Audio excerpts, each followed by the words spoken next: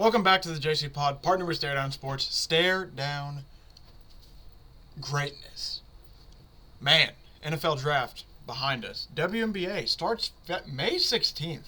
That's really crazy to think about that. We're in that time of the season where WNBA is picking up. NHL, I guess to start technically. NHL, we got some playoff series, 2-2, 3-1s. NBA, we got some sweeps happening. And as you're about to see here soon, we are really, really, really close to basically being into the hundreds of the NFL season. We got 128 days left until basically week 1. Like I said, the NFL draft just completed this past weekend. Some shocking stuff happened in there, so we'll be talking about that a little bit today. We'll also be going over some NFL news, and that's probably where we'll just leave it at today. Keep it very, very simple.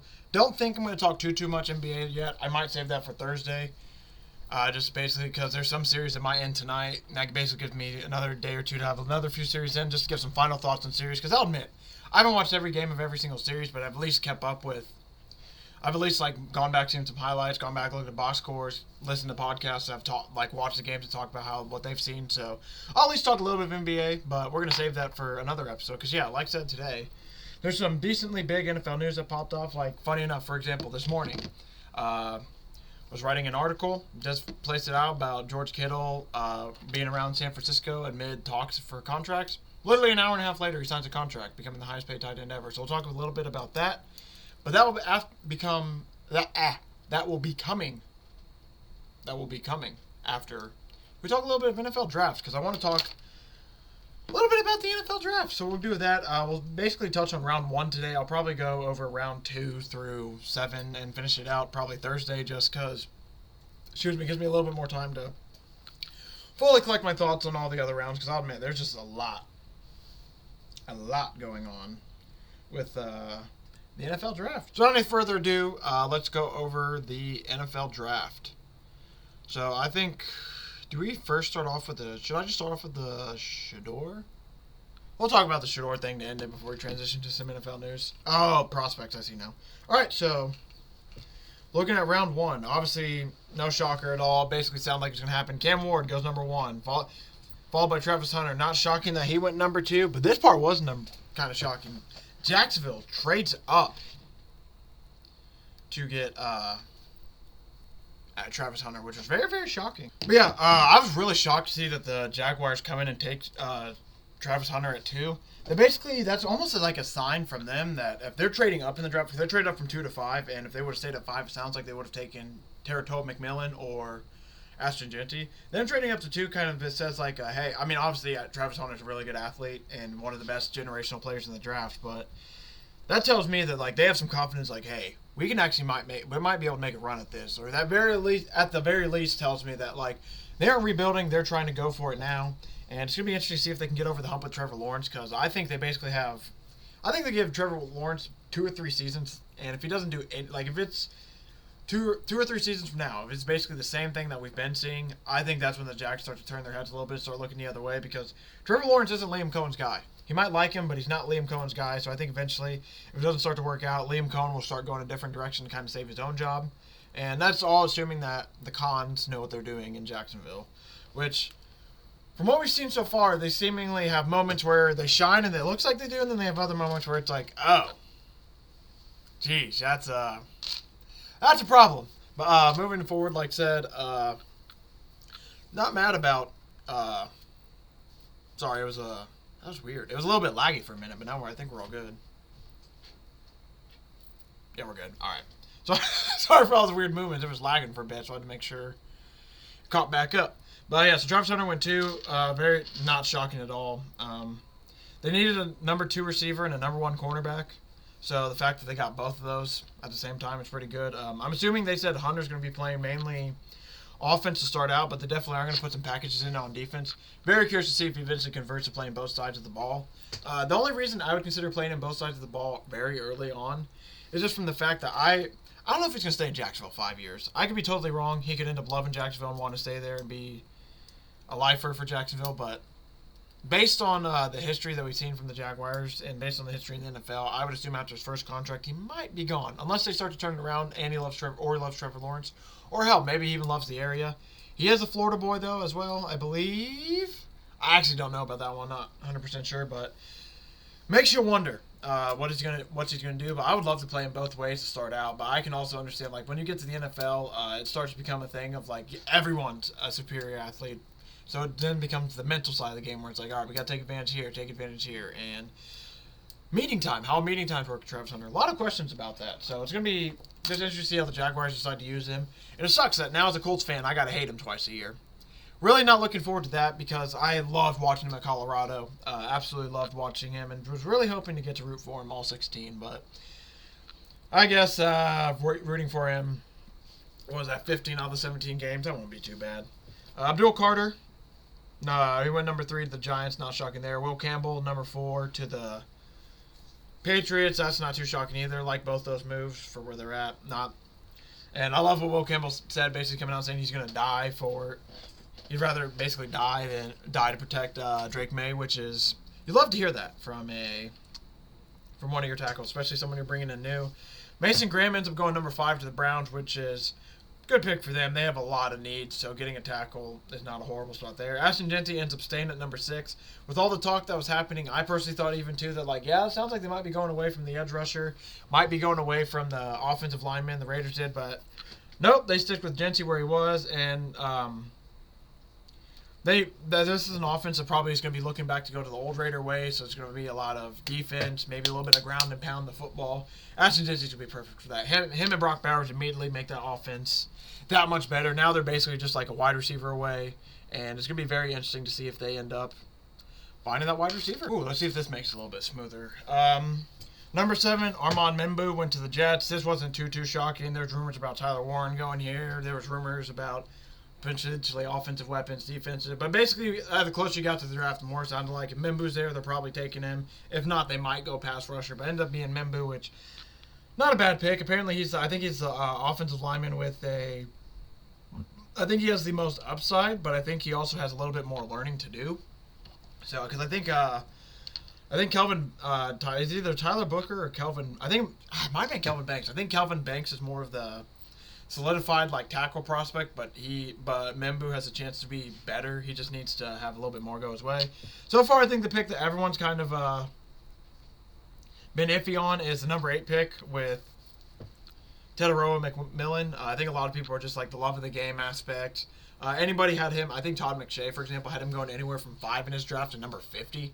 So that's quite a big range. So they take him at 8, and the more I've thought about it, the more I've heard, it's like it kind of makes sense because you got to think about it. Dave Canales comes from Tampa Bay. Who do they have in Tampa Bay? Baker Evans, Baker Mayfield, Mike Evans, Chris Godwin.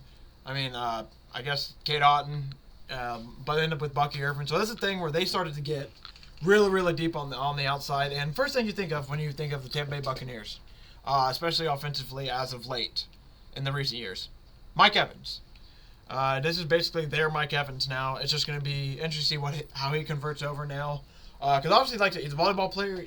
The athletic stuff is there. It's just the biggest thing is basically come out is like when Jed Fish was there to light a fire under his ass 2 seasons ago at Arizona. He was amazing. And then last season, he kind of had moments where wasn't fully engaged. But either way, I don't think it's a horrible pick for the Panthers. But when you're a team that needs a lot done, getting a guy like that could be an issue. So we're just going to have to see how, obviously, for a lot of these, we're just going to have to see how they play out. But not the worst of picks there. Just so far, I think that's the one that I've heard from a lot of experts that they're just like, I don't know about that. Because I think a lot of experts I also heard from, too, had Jalen Walker going there. So that could be another reason why. Kelvin Banks ended up going to number 9 to the Saints. I think this kind of surprised a few people. But with how bad, just because I think a lot of people thought Shedeur might go. I mean, like I said, we're going to save the Shedeur thing for a bit at the end, but there's a lot of people that thinking like, all right, this is where Shedeur's going to go. This is where it's going to go. But no. Saints go offensive tackle, which makes sense. It's a need they made. It's a need they met and they needed because Ryan Ramczyk retired over, I think I didn't post the article. I will be posting the article probably in the next day or two, but he retired I think about 2-ish weeks ago now. So now that's basically a offensive tackle to basically instantly come in, replace him, and now you got that position potentially solidified for the next couple of years if this guy pans out. So then you just got to go from there and figure out this quarterback situation, which is going to be really interesting. This is another interesting part of the draft. Number 10, the Bears go Colston Loveland. who basically was more the wide receiver tight end than Tyler Warren, but Tyler Warren was the I can do everything tight end, while Colston Loveland was more of the pass catching-ish tight end, which makes sense for the Bears because I'll admit I was still shocked they took him because I was coming around where basically I was like, all right, I'll get ready to enjoy Colston Loveland. I mean, he won't be bad. He's not a horrible player. I would have loved Tyler Warren, but Colston Loveland shouldn't be bad or anything. And then you see the Bears select Colston Loveland, Michigan. It's like, oh, okay. But like I said, he's more of the pass catching option. So I assume that they'll have Cole Kmet more of the blocker and everything when they do two tight end sets, and then they'll have Loveland be more of the pass catching guy. But going two tight end now, I mean, this is a team. I don't know, man. The Bears. The more and more the Bears work this offseason, the more and more I want to get optimistic and be like, you know what? They just might do it.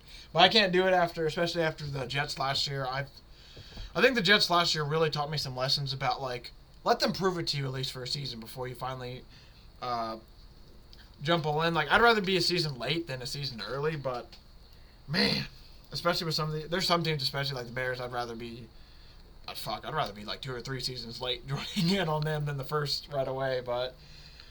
Man, I just don't think it's...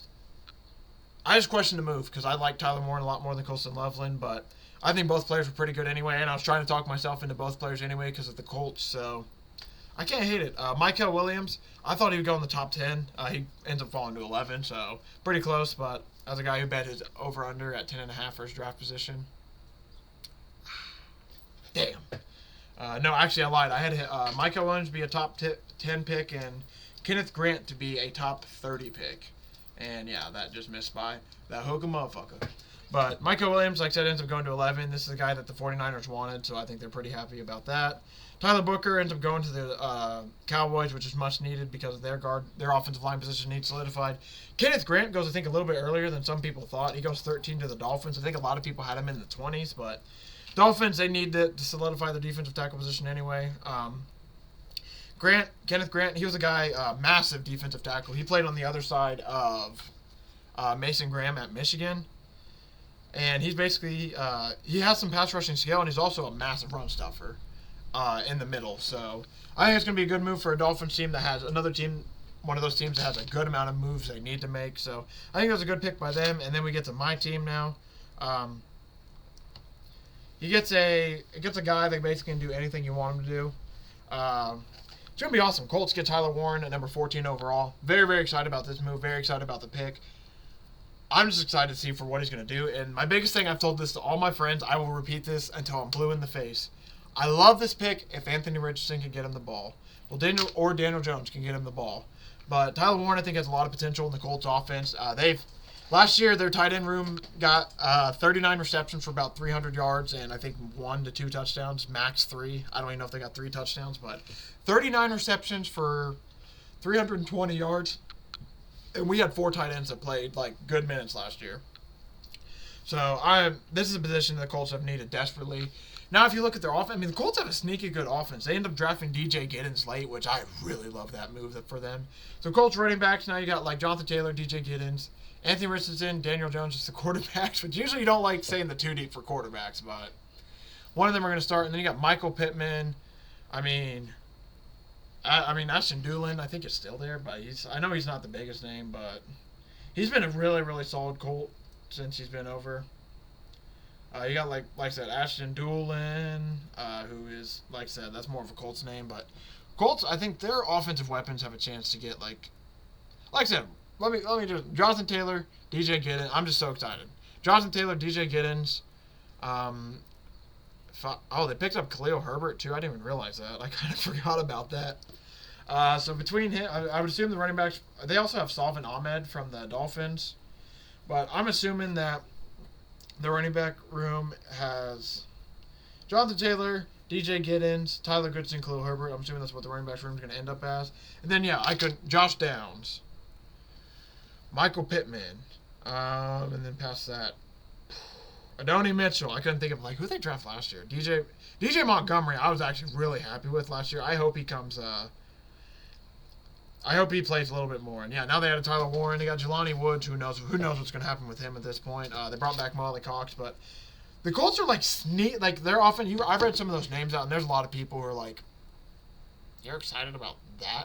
But I think the Colts have a lot of guys who are, like, good but not great players. Like, there are a lot of good to really good players, maybe not as many great players, but Tyler Warren is one of those pieces that hopefully as offense gets built up, it's going to get even better. But I love what the Colts are doing on offense now. It just all comes down to, like I said, that quarterback position. 15, Jalen Walker to Atlanta. I think who else they take? They took somebody, they took James Pierce at 26. They liked both these guys. I think, from what I heard, they were shocked that Jalen Walker fell. So, I think I kind of agree. I'm not a total fan of what the Falcons gave away to get a guy at 15 and then get back in to get a guy at 26. But for a team that has had no pass rushers, basically for the last couple seasons, I'm really not going to harp on them for trading up to get another pass rusher, because now they basically... I had somebody explain it today on a podcast I was listening to. If 2 or 3 years from now these pass rushers are really good, you still got 2 more years of them at $40 million a year contracts that are rookie deals. Because if you think about it, the going price for a good defensive end right now, like a great one, some of the top end ones are like $40 mil. Now, you have a chance where you have 2 guys, they both turn out, reach their full potential, both are truly great. Both ends are covered for 5 years on rookie contracts. You don't got to worry about paying them that $40 million, which is pretty close for them. But like I said, Jalen Walker, great character guy. Pretty much every Georgia player sounded like, if they said they could bring one player to the pro with them, everyone said Jalen Walker. So he has the talent, has the character, and now it's going to be nice to see if he can bring up production for the Falcons, who have needed a pass rusher bad. Walter Nolan goes to the Cardinals. Shamar Stewart goes to the Bengals. Gray Zabel goes to Seattle Seahawks, which is a much-needed fit for them. They have multiple offensive line. They needed a guy who could basically play a lot of the positions, so it's clutch for them. Emeka Egbuka goes to the Browns. Excuse me. The Buccaneers. Kind of like that move. Mike Evans, Chris Godwin, Emeka Egbuka, Cade Otton, Bucky Irving, Baker Mayfield. That offense is going to be really, really good at this point. Good Lord.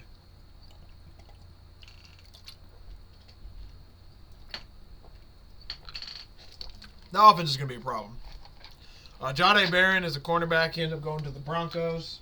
I'm not going to say falls down, but there's people who thought he might be able to reach into the teens in a few drafts I heard, but he ends up going at 20, which isn't bad at all. Steelers, another team where this is kind of the last team where people thought, all right, it's going to go to Shedeur. No. They actually go Derek Harmon, who actually had an awesome story. He was defensive lineman for the Oregon. He begins his career playing with Cam Hayward, he's pretty much probably going to be his replacement at some point. So this would be an awesome guy to learn under. But what was awesome for Derek Harmon is that... But the real cool story about Derek Harmon was apparently his mom has been on life support. I don't know for how long at this point, but his mom was on life support. He gets drafted and everything. Basically goes to see her, and her final moments were getting to spend with her son getting drafted before she passed, which is something that's truly, truly special.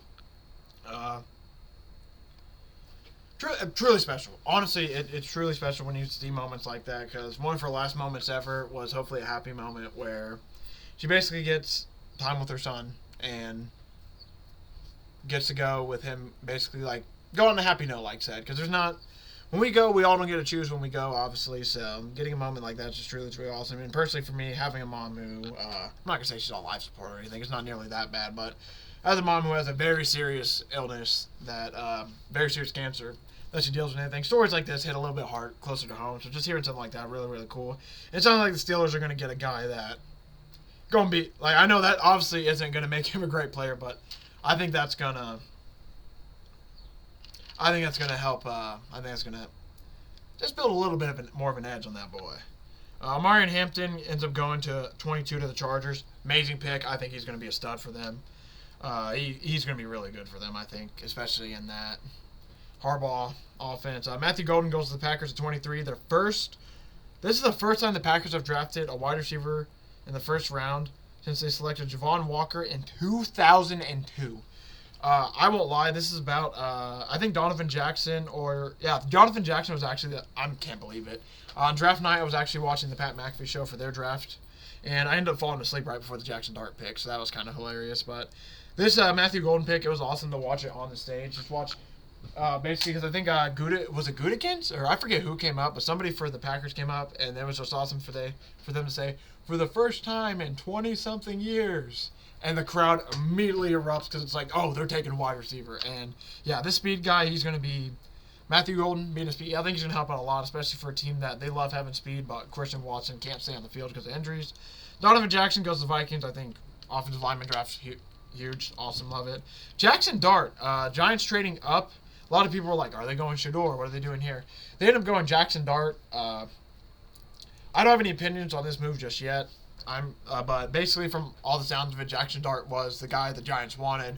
A lot of Ole Miss connections in the Giants facility. I believe that Jackson Dart was a guy that even Brian Daboll really liked as well. So, not shocked that he ends up getting picked after you learn like all the connections and you learn how much they like him and everything. But man, Shedeur doesn't go in the first round because at 26 we get James Pierce. Like I said, but the Falcons end up trading up to get him. They give up a bit of a haul, but.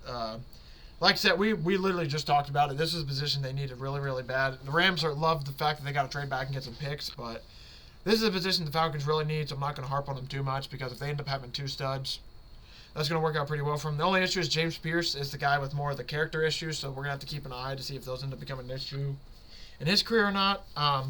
Malachi Starks ends up going to the Ravens. He's going to be paired up with Kyle Hamilton. I think that's all I need to say. This guy is going to be... Sorry about that. I think I had a bloody nose for a second. This guy's going to be really good at football. It's a guy that the Ravens really loved. They loved him, and sure enough, he goes. Like, there's a lot of people, even in the draft, apparently, they were like, oh, yeah, that's a Ravens player right there. And sure enough, where's he go? The Ravens. Lions, they take Tyreek Williams from Ohio State. They feel massive interior disruptor who'll line up next to Liam McNeil and Aiden Hutchinson. He's a run stuffer with violent hands and skills to push blockers in the backfield. That's a shout out Bucky Brooks. That was his diagnosis of that pick. Josh Connerly Jr. He goes tackle for Commanders at 29, which, man, they have Laramie Tunsil now and Josh Connerly. They're looking like they're trying to protect Jaden Daniels a little bit, huh? Number 30, Maxwell Hairston goes to the Bills. Which, by the way, learning about this kid was honestly really cool. And then seeing him at the draft, I wonder who it was, because there's somebody who was dapping up, like, a lot of the dudes as they're walking by. It's like, all right. Like, my first thought, which I guess is I'm kind of an asshole for this, but I'm just like, all right, is he trying to do this to put on a scene? And then the more people you saw going, I'm like, all right, he's doing it with a good amount of people, so he might actually, like, know some of these people. And then you come out to learn that Maxwell Hairston was actually really, really excited for some of these guys. Apparently he worked out with some of these guys throughout the whole training process and everything. So you come to learn now he was genuinely happy for these guys, genuinely excited, and then was actually just dapping up, be like, hey, let's go, so happy for you guys. And then all the people who gravitated towards him when he was drafted, that was just awesome, man. I love seeing little moments like that because that just tells you, like, all you need to know about the character of a guy because, yeah. When you want guys like that in your locker room. That's the best way. That's just the best way I can put it. Watching all the guys embrace him after he got it was just, yeah, it was awesome. Truly, truly awesome all around. Jahad Campbell goes to the Eagles at 31. They traded with Casey in Philadelphia, basically just flipped picks for this. He has two knee injuries and two shoulder injuries and a knee injury that I think were a lot of the worries that people had about him. But other than those worries there, I mean, this is a stud player who's going to fit the Eagles really, really good. It comes down to if this guy can stay healthy, like, there's going to be a lot of teams that regret letting him get that low, but the medical scared a lot of teams. Final pick of the 32nd pick of the first round was Josh Simmons for the offensive tackle for the Chiefs, which makes a lot of sense.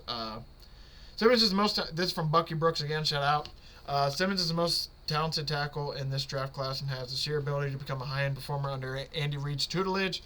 If he fully recovers from the torn patellar tendon he suffered last October, the hope is that this pick secures Patrick Mahomes' blind side for the long term.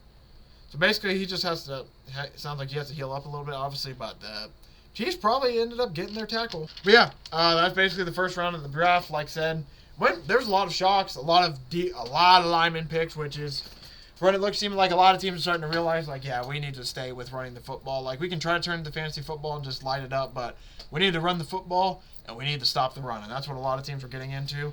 And, man, that brings us on to the main event.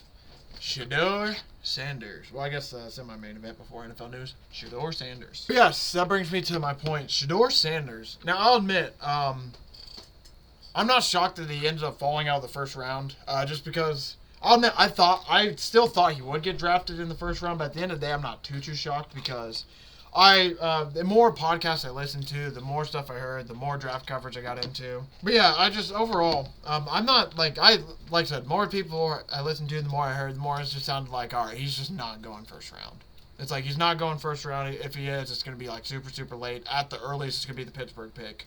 So it's like, all right, so the more, and then once Pittsburgh didn't pick him, like I said, that night, I was kind of getting to the point where it's like, all right, he's probably going to go second round. I don't even know. And then the trade happens, like I said, before I go to bed, wake up, it's Jackson Dart, and then you learn he's not drafted. It's like, all right, whatever. He's probably going to go at least second round, then it's whatever. And this is where I admit I was absolutely shocked.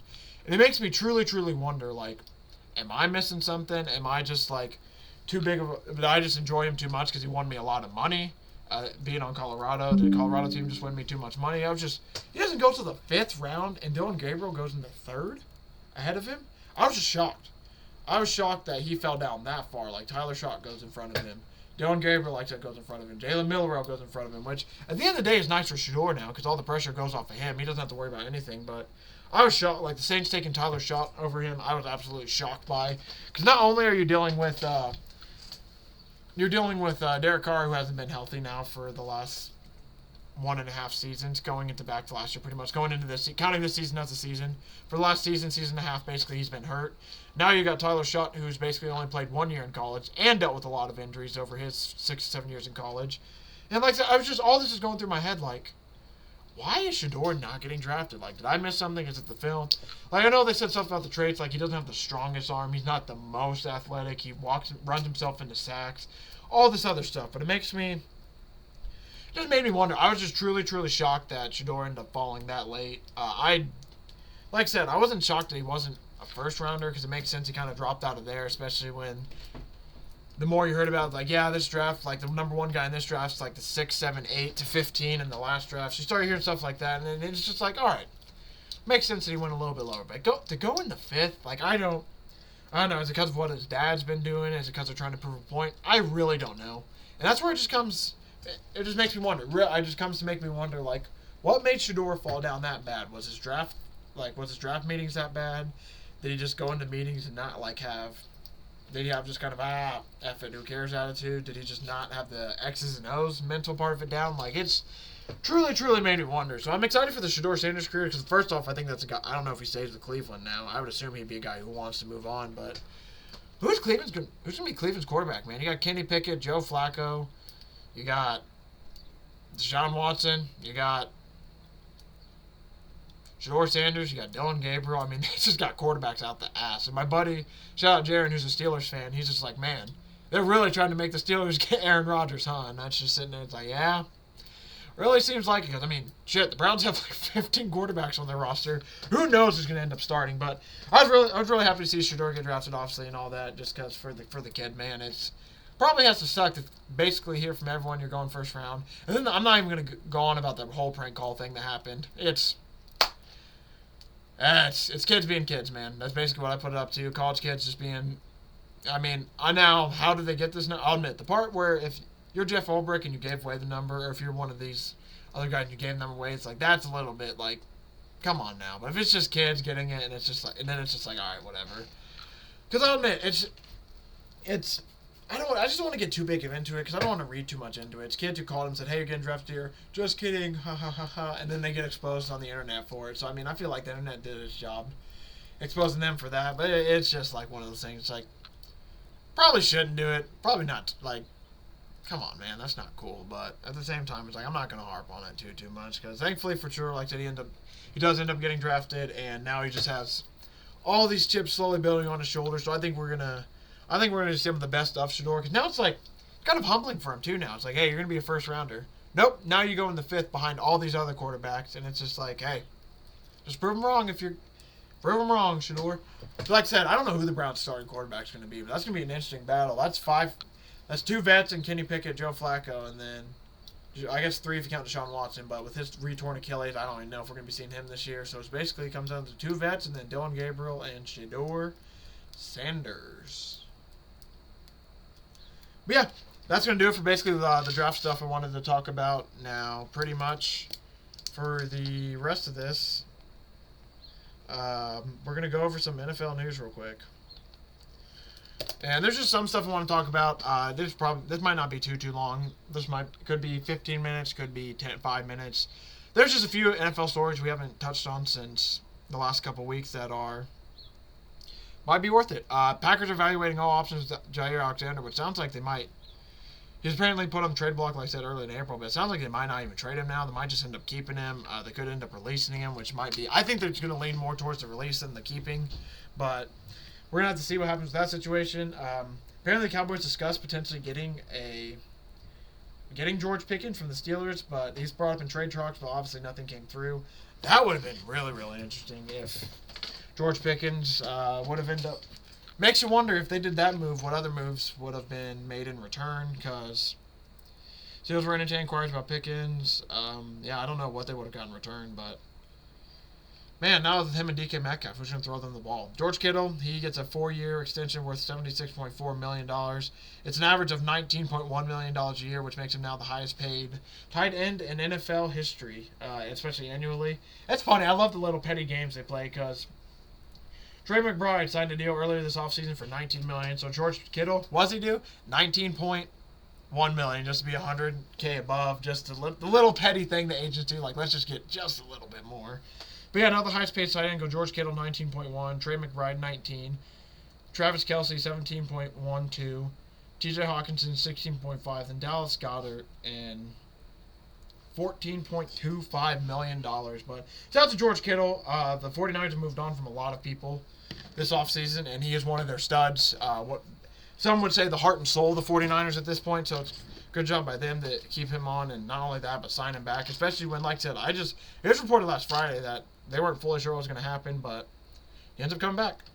The Chiefs are going to exercise their fifth-year options on Trip McDuffie, and George Karlaftis, which makes sense. Which makes sense because it's a money thing. These are both first-round picks.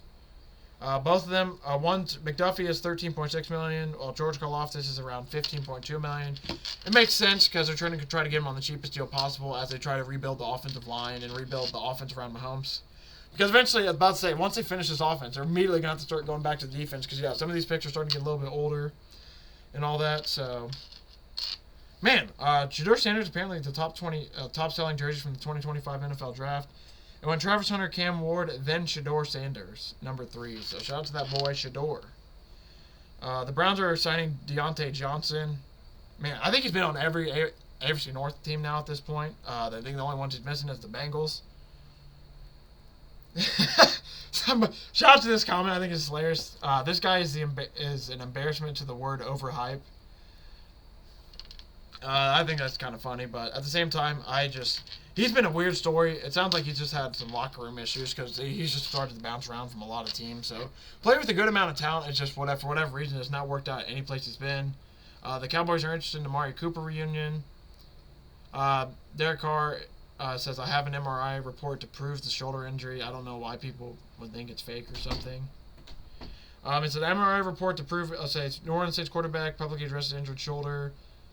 He says, an MRI report to prove it. The team knows about it. We've been in constant communication. There's nothing wrong. We're figuring it out, and we're going to go forward with it. I really wonder what they're going to do with their quarterback situation. Just because, truly, what do they do? What do you do? They have Jake Hayner. They have Tyler Schott. They have Derek Carr. They have the Rattler, Spencer Rattler. I don't know. Personally, if you told me, hey, pick the quarterback you want to start, I don't know what I'd choose. I would have to sit there. I think it'd be an easier time trying to pick who I wouldn't want to start versus who I would want to start. I think that might be it. Like I said, the Commanders are going to reach a deal to build a new stadium at RFK site. So they're going to build a new stadium at the site of the RFK Stadium. And basically, the new stadium will have a capacity of roughly 65,000 seats. It will also have a roof, unlike the Commanders' current stadium. So they can hold events all year long. And also, hey, that means, since this is a new stadium and it's getting built, that means it's immediately going to be in the Super Bowl process. So you can best believe they're going to be getting a Super Bowl here soon. The primary, which is, by the way, shout out to Josh Harris for real. Shout out to Josh Harris for real, because truly, he has completely turned around this Washington Commanders football team. Just a couple of years ago, like, they were at the absolute bottom of the barrel, and now it's getting to the point where they've completely turned around. They made the AFC Championship game, and now they have a chance to do things even better, because truly, that was a shit franchise ran by Dan Snyder, and they've almost completely turned around. Final thing we'll end with today, Hunter Renfrow signs back with the Panthers. He took a 1-year hiatus from the NFL. Now he's returning to Carolina, where he played for Clemson. He spent 5 seasons with the Las Vegas Raiders. He is a reliable target down low. Acting like he's in the post. He's going to be a good contact for the intermediate to shorter ranges. I think he's going to be a really good help to Bryce Young. And now Adam Thielen, Xavier Legette, Teratoa McMillan, and Hunter Renfrow. That's not a horrible wide receiver room. They just probably going to have a little bit of work to do. But that's going to do it today. Thank you all for watching. Thanks for the support. I really do appreciate it. Like I said, I'll be back in this feed Thursday. We'll probably go for some more NFL news just to cover a little bit of the news I didn't cover. We'll talk about some more of my favorite draft picks from across the draft, from any round. Just like, hey, I like what the Colts did here. I like what this team did here. I like this certain pick here. Like, we'll do a little bit more of that on Thursday. Like I said, go over some more NFL news. And then we'll probably just talk, if there's any NBA series finished, we'll talk about those series being finished. And then that's probably going to do it for the week. But I think as we slowly, because like I think June, July is probably first week of June's maybe even last week of May is when I'm going to be starting my full-on team breakdowns for like win totals, player props, all that stuff. That's on the near future, people. That's less than a month. That's basically about a month-ish away from today. So it's just crazy. We got to get ready, man. That time's about coming. So thank y'all for watching. Thanks for support. Really do appreciate it. Like I said, I'll see everyone back in this feed on Thursday, because we're back to 2 episodes a week. And then I think potentially in August, late August, I'm probably going to officially move to 3 episodes a week, and we'll stay that way for most of football season. If not, maybe even get to 4. But like I said, that's way in the future. We're still in April. Still got some stuff to finish before we get to there. So thank you all for watching. Really do appreciate it. I'll see everyone back in this feed Thursday.